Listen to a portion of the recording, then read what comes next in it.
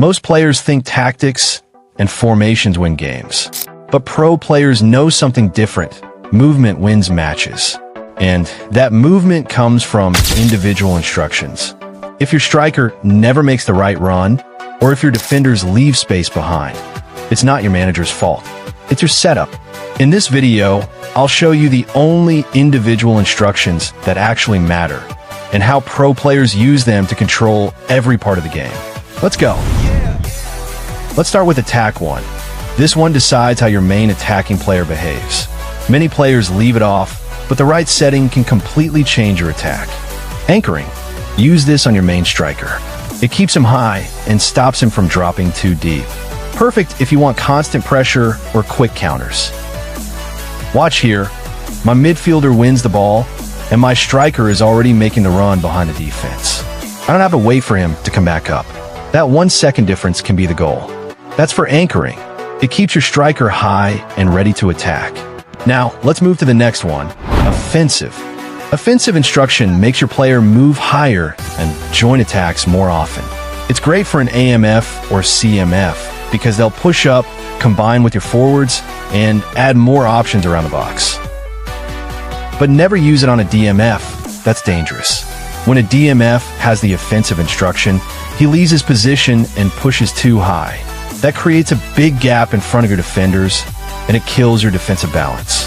The same goes for defenders. Giving them offensive instruction will make them step out too much, leaving open space behind. So keep it only for players whose main job is to support attacks, not to protect the backline. Defensive instruction makes your player focus on covering the defense instead of joining the attack.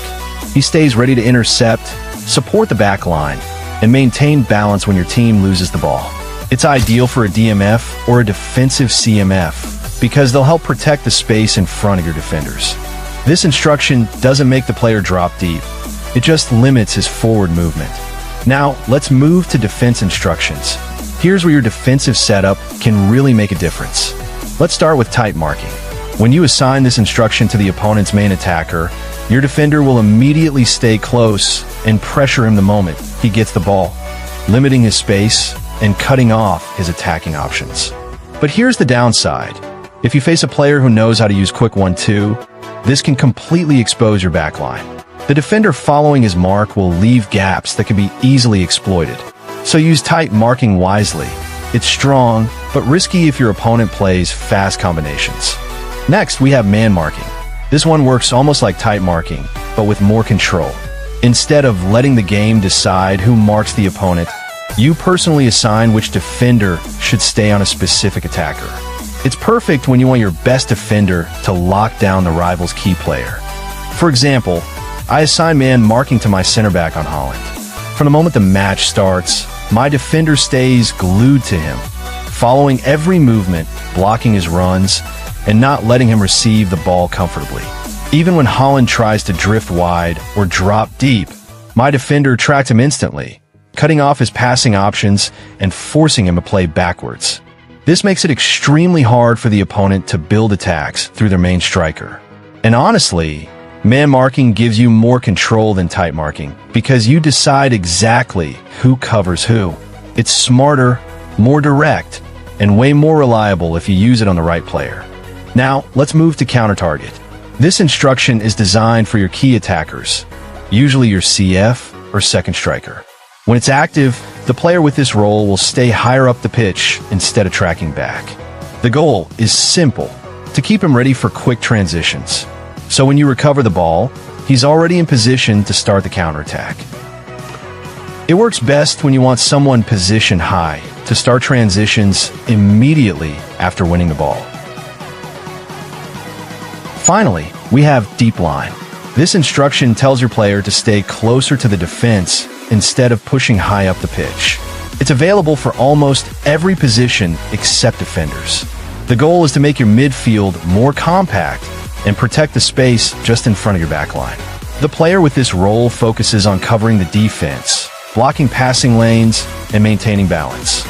For example, if you play with 4 defenders and assign deep line to your DMF, he'll drop between them when you're defending, basically forming a back 5. It makes your defense stronger, but you'll have one less player supporting the attack. Alright, now that you know exactly what each instruction does, let's jump into the most effective ones to use, the setups that actually make a difference on the pitch. Here's an example of a really effective setup I personally use. In Attack 1, use anchoring on your main striker. This keeps him from dropping too deep and ensures you always have a target up front. In Attack 2, use anchoring again on your second forward if you play with two strikers, so they stay aligned and make those deadly runs behind the defense. In Defense 1, use deep line assigned to your DMF, especially if he's a defensive player like Kante.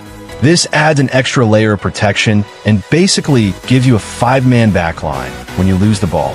And finally, in Defense 2, use counter-target on your fastest striker.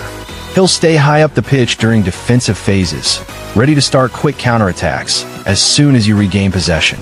That's one of the most balanced and effective instruction setups you can use right now. I hope you liked the video and learned something new today. Drop your formation in the comments, and I'll give you the best individual instructions for it.